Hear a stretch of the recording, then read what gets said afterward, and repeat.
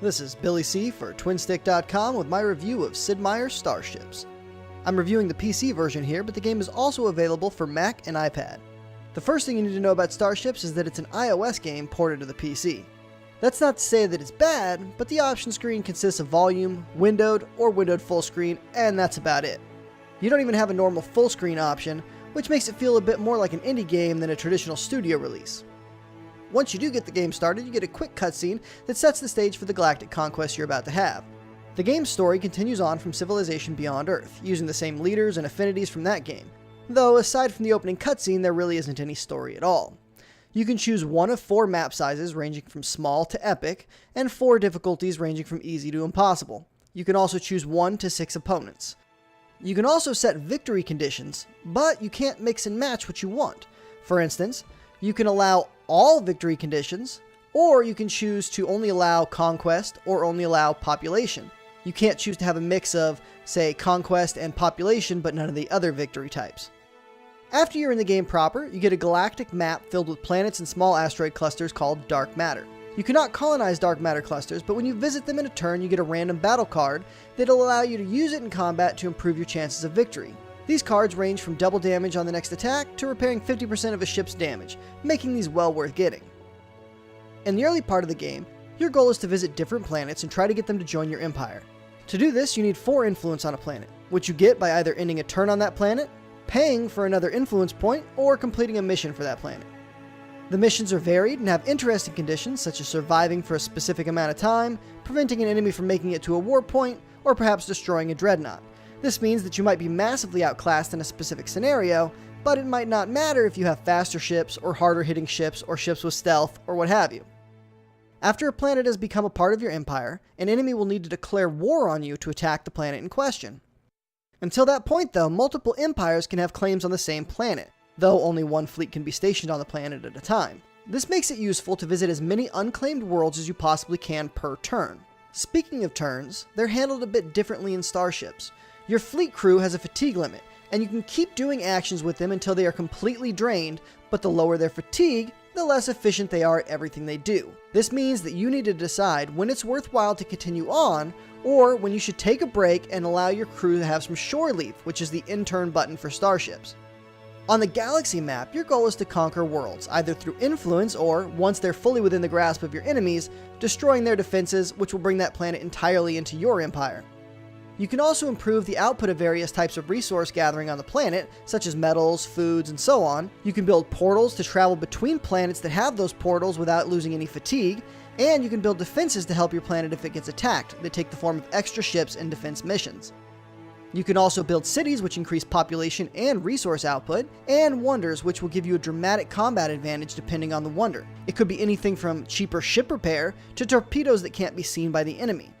You can't decide what wonder you want to build on a planet, unfortunately, as each planet will have a specific wonder available to it once it's been enhanced enough to support said wonder. As for diplomacy in the game, there really is none. You can declare war or peace, but that's about it.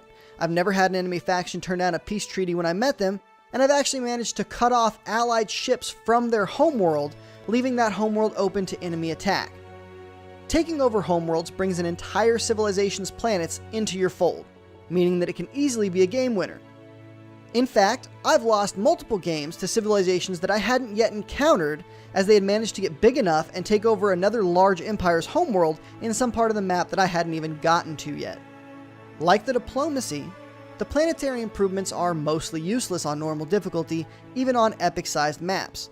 I built a few cities, but really didn't touch on any of the resource output improvements for the first few games, as it didn't really have any impact on me. I suppose it could become more important if you ended up in a stalemate in the latter half of the game, or if you were on higher difficulties. Toward the back half of each game, all the planets are allied with an empire, and the game becomes more about fleet battles as you try to push your enemy's territory back and claim their planets.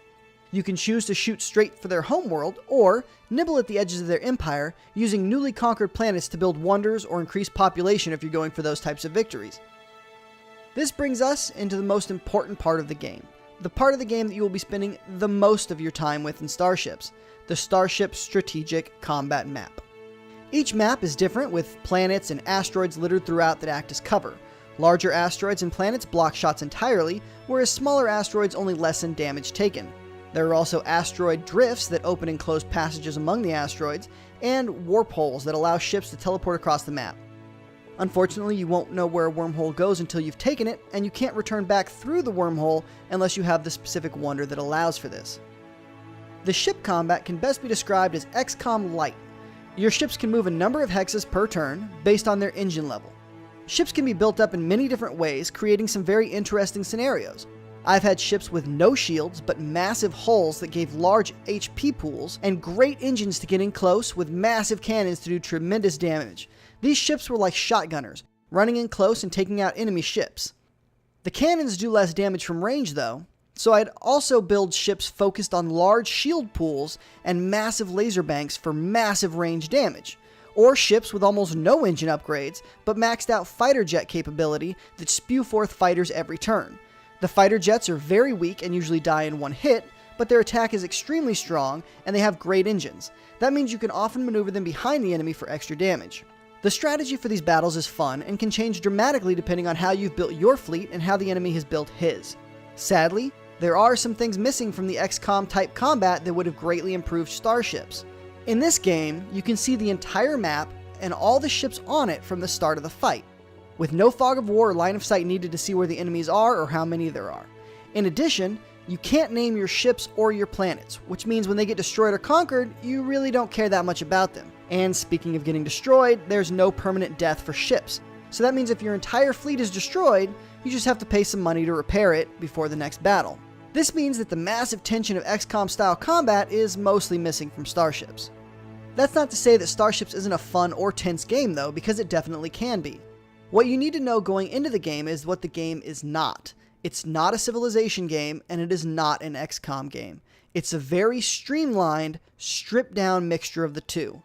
Unlike Civ, you won't be spending hundreds or thousands of hours with the game, more like 10 to 20 hours at most. I'm about 5 hours in, and the combat, which is most of the game, is starting to feel repetitive already. I've increased the difficulty, and I'm trying new strategies, such as an all-aircraft carrier fleet, but once you get into the late stages of the game and your fleet is obviously superior to your enemies, you still have to go through the motions and fight the exact same fleet every single fight until you get to the home world of your enemy and conquer it. If you had a permanent death for your ships and for your computer ships, then a decisive victory could lead to a steamroll, which would make battles more tense and epic. But here, it just means that you'll fight the exact same fight on the next turn. Luckily though, combat feels hefty and impactful, with cannon fire slamming into the enemy with satisfying explosions. Sometimes enemy ship deaths do take forever though, and it seems more like a glitch than intentional. The graphics of the game are serviceable at best. They aren't pushing any hardware limits, but they can be beautiful at times. Don't expect anything that the iPad couldn't handle though. Overall, the game knows what it is and what it wants to be. It's a $15 game on Steam, and in my opinion, it's worth the price. My hope is that this game is a test to see if combat like this would work well in a Civilization Beyond Earth 2 style game. But even if it's just on its own, there's enough here to keep me entertained for hours, and it's a great platform to build on for future games in the series. Sid Meier's Starships gets a 4 out of 5. For more reviews, news, and gaming goodness, make sure to check out Twinstiq.com. Thanks for watching.